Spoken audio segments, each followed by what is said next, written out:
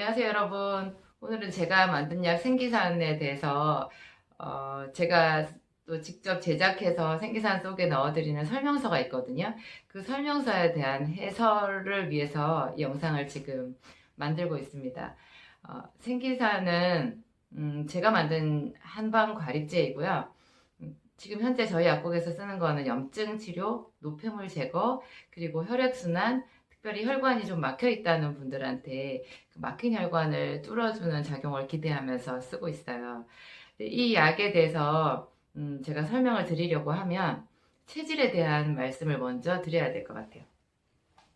왜냐하면 제가 이 약의 약재 한 3가지 정도를 설명서에 공개를 해놓았고 제 블로그에도 있는데 그 약재를 보면 보통 그 한의원에서나 다른 한약을 취급하는 약사님들이 잘 쓰지 않는 약재들이거든요. 그런데 저는 하루 종일 저희 약국에 찾아오시는 분들한테 너무 어이없게도 이 똑같은 약을 처방해서 쓰고 있어요. 정말 제가 많이 쓰고 있는데 그러면 뭔가 몸속에 노폐물을 빼주고 염증을 치료하고 이렇게 보충을 해주는 약이 아니라 빼내는 약을 이렇게 많은 사람들한테 어린 아이들한테까지도 쓰고 노인한테도 쓰고 그리고 좀 기름기가 많아 보이는 사람도 쓰지만 마른 사람에게도 쓰고 간이 나쁜 사람들한테도 제가 많이 쓰고 있는데 어떻게 그렇게 쓰게 되었느냐 좀 설명이 필요한 것 같아요. 왜냐하면 저도 여기까지 올 때 전혀 수월하지 않았고요. 가장 많이 두려워하고 떨면서 한 발 한 발 여기까지 온 것 같아요. 어떤 한 사람이라도 잘못되면 큰일 나니까요. 저는 병원의 의사도 아니고 그냥 약국의 약사이기 때문에 사람들의 안전이 더 중요하거든요. 그래서 어떤 실험을 제가 무슨 실험을 한다고 해도 그것은 정말 안전을 담보로 한 실험이지 뭐가 크게 잘못될 수 있는 그런 실험을 할 수 있는 의학자의 입장이 전혀 아니에요. 그런데 그렇게 의문을 가지고 하나씩 하나씩 이렇게 써 보다가 보니까 여기까지 왔는데 그렇게 제가 하나씩 실험을 한 그 속에는 역발상의 어떤 뭔가가 있었어요. 그러니까 보통 몸이 아주 약하다고 하면 또 몸이 차갑다, 춥다 이렇게 하면 뭔가 보약을 써주고 따뜻한 약을 써야 될 것 같죠. 저도 그래서 초창기에 제가 한방을 공부했을 때는 그런 약 위주로 해서 많이 썼었어요. 근데 어떻게 하다가 제가 아주 시원한 약재, 이제 한약 전문가들은 이것을 차갑다고도 말하는데 제가 정말 임상에서 숱하게 많이 써본 경험으로는 이게 발상의 전환이 필요한 것 같아요. 차가운 것이 아니라 시원한 약재예요. 뜨겁지 않고 시원한 약재. 차갑지도 않고 시원한 약재. 그런데 이 약을 써서 제가 수족냉증도 많이 치료하고 있고요. 몸이 정말 추워서 달달 떠는 분들도 이걸 먹고 열이 난다고 하시거든요. 저조차도 굉장히 손발이 차고 몸이 약한 사람인데 제가 지금 생기산을 몇 달째 먹고 있어요. 몇 달째 먹고 있어요. 이제 드디어 저 자신도 먹기 시작한 거죠. 저희 가족들이 먹은 지는 오래되었고. 이 약을 쓰는 것은, 음, 발상의 전환, 제가 좀 전에 말씀드린 그런 것이 있는데, 체질 이야기를 제가 먼저 드려야 될 것 같아요. 보통 사람들이 한국 사람이면 거의 다 알고 있는 사상 체질이 있죠. 요즘에 팔 체질도 있던데, 어, 사상 체질 하면 소양인, 소음인, 태양인, 태음인 이렇게 있어요. 그런데 제가 사람들이랑 이렇게 수많은 사람들을 상담을 해보면, 어, 현대인들 중에서 거의 한 50% 이상의 사람들이 절반이 넘는 사람들이 자기가 소음인이라고 생각을 해요. 열이 부족하대요. 자기는 춥대요.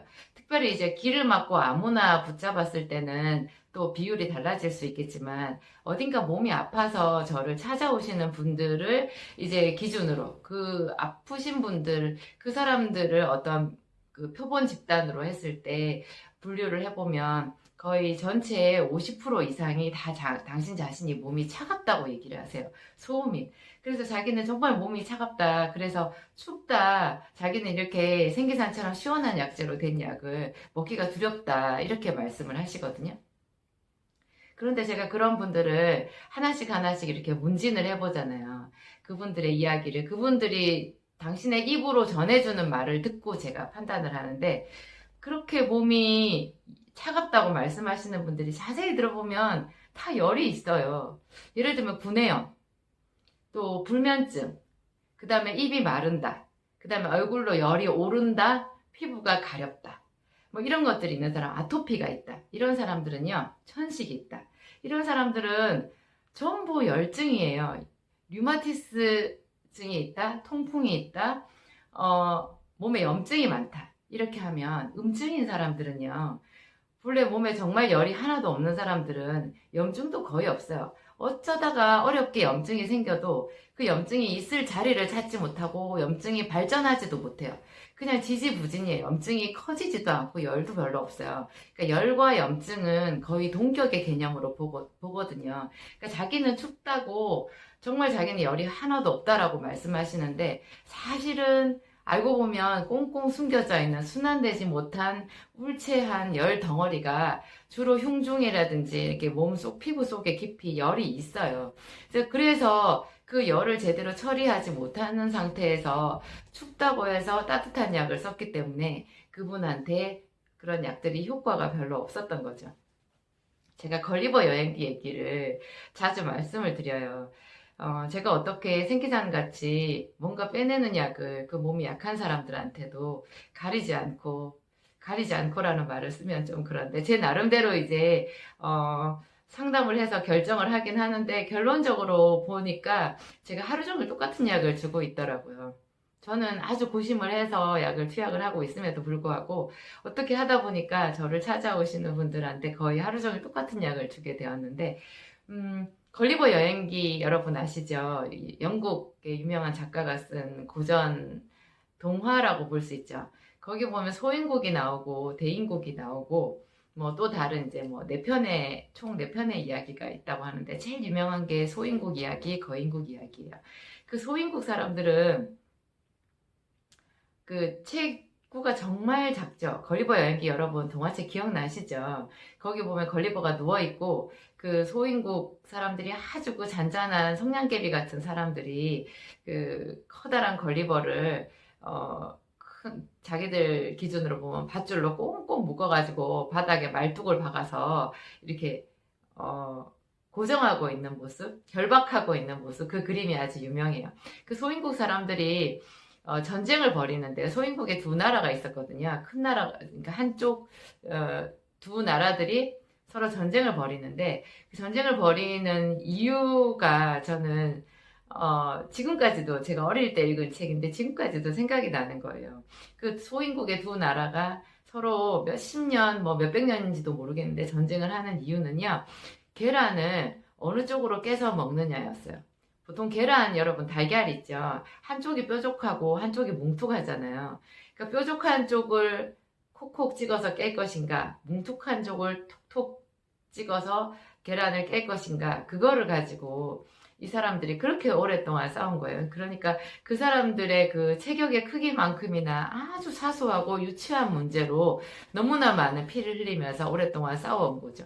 나중에 이제 걸리버가 대인국으로 가게 되는데, 대인국에 가니 걸리버 자신은 이제 아주 작은 소인이 된 거죠. 거기서는 또 그 수많은 그 거인들 앞에서 서커스의 구경거리가 되어서 공연을 하는 그런 아주 수모를 겪거든요, 걸리버가. 저는 체질 생각을 하면서 걸리버 여행기가 자꾸자꾸 떠오르는 거예요. 여러분, 저희들이 말하는 그 체질 분류가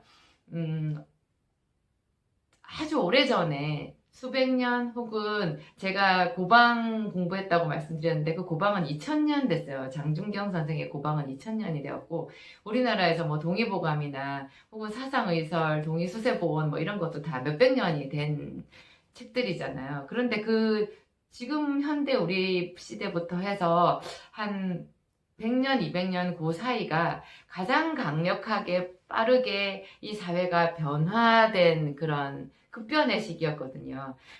산업혁명이 일어났고, 그 대량 생산이 이루어졌고, 먹을 것이 너무너무 풍부해졌고, 정치적으로 보면 민주화가 이루어졌고, 사람들이 도시로 몰려들었고, 교통수단이 좋아져가지고 사람들이 아주, 전 세계가 이제 지구촌이라는 얘기를 들은 게 아주 저희 어렸을 때부터 그래왔고, 그러니까 동의수세보원, 뭐 사상의설 이게 나온 거로부터 한참 지난 요 시기에 저희들은 거의 소인국에서 대인국으로 왔든지 대인국에서 또 다른 종족으로 발전했든지 그냥 우리 자체가 완전히 체질이 다 바뀌었다라는 생각이 들어요.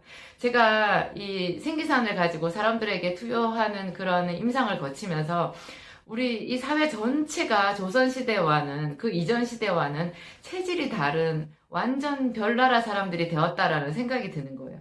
그러니까 사상 의설, 사상 체질을 만들었던 이재마 선생이 지금 이 시대에 다시 태어난다고 하면 도저히 이해할 수 없는, 그러니까 그 전에 자기가 분류했던 거를 지금 여기서는 쓸 수가 없는 그런 체질로 우리가 바뀐 거예요. 그러면 우리가 무엇이 우리의 체질을 바꾼 것일까요? 많은 기능의학 의사 선생님들이, 기능의학자들이 그 말을 하는데요. 음식이 사람을 만든다고 해요. 조선시대 사람들과 지금 저희들이 먹는 음식이 완전히 다르거든요. 저희 그냥 하루에 먹는 음식 여러분들 한번 생각해 보세요. 전부 음식이 달아요. 그리고 음식이 너무 풍부해요. 그리고 기름진 음식이 많아요. 제가 식당에 가서 이렇게 음식을, 뷔페 음식 같은 거, 뭐, 한식 뷔페 요즘에 많잖아요. 그냥 한 끼 식사로도 한 뭐, 10,000원 이하의 돈을 내고도 먹을 수 있는 그런 한식 뷔페들도 많은데, 거기 가서 먹는 음식을 보면 기름이 들어가지는 않은 음식이 거의 없어요. 그리고 다 자극적이고, 다 달아요. 그리고 탄수화물도 많지만 지방도 많고, 하여튼 또 인스턴트 음식들도 많고, 가공 감미료, 뭐, 알 수 없는 그런 여러 가지 조선시대에는 구경도 할 수 없었던 그런 식품 첨가물들도 저희들은 너무너무 많이 먹고 있거든요. 이 음식이 우리를 만든다고 해요. 그리고 또 한 가지를 꼽자면 환경이 우리를 만들거든요. 조선시대 사람들은요, 서로 만나자고 약속을 할 때 몇 시 몇 분 이런 약속을 할 수가 없었을 거예요. 그 사람들은 시계가 없었어요. 그런데 그 엘빈 토플러가 쓴 제3의 물결? 그 책에 보면 그 현대인의 그 특징들을 말씀을 할 때 거기서 동시화, 뭐 대량, 뭐 이런 것들이 있어요.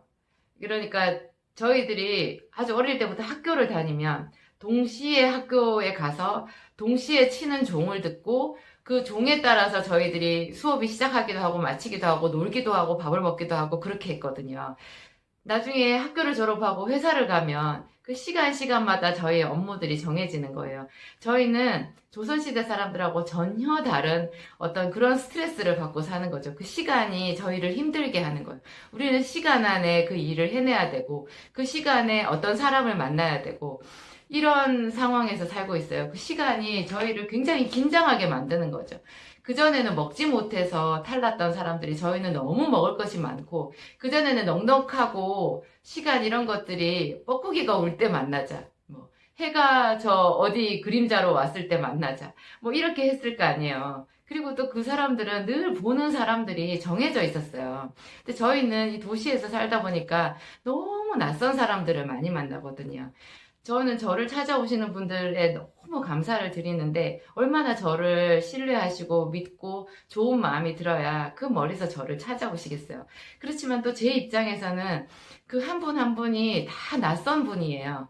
그리고 그분들의 이야기를 계속해서 집중해서 들어야 되고 그 이야기를 듣고 그분에게 설득력 있는 어떤 설명을 드리고 약을 드려야 되는 그런 업무가 되는 거예요, 저에게.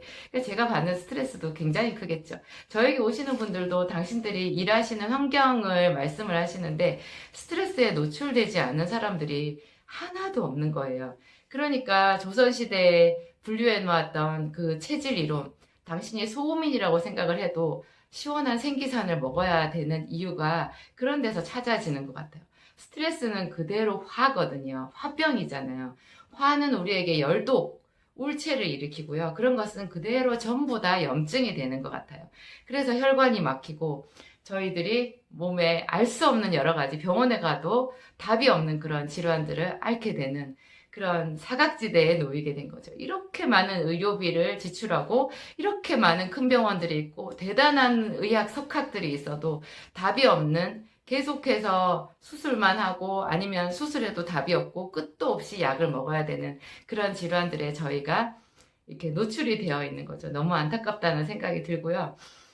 제가 이런 그 생기산을 쓰게 된 것, 제가 스스로 이런 긴 시간, 수백 년의 시간 선상에서 사람들이 어떻게 살아왔는가, 우리 삶이 어떻게 변천되어 왔는가, 그런 것까지도 제가 살펴보고 생각해보고 짚어봐야 되는 그런 현실에 저희들이 놓여 있는 거예요. 제가 생각해도 제가 참 신기한 것 같아요. 어떻게 제가 여기까지 왔나. 비타민을 쓰면서 한약을 쓰는데 어떤 다른 사람들도 잘 쓰지 않는 특이한 이상한 한약을 지금 쓰고 있는가. 그것도 거의 체질에 구애 없이 똑같은 한약을 지금 쓰고 있는가. 그런 것에 대해서 저 자신이 매일매일 지금 공부를 하고 있습니다. 제가 생기산 설명에 대해서 말씀을 드리려고 하다가 보니까 조금 이야기가 옆으로 샜는데 바로 다음 영상에서 생기산 설명서에 있는 또 다른 이야기들을 여러분들에게 들려드리겠습니다. 감사드립니다.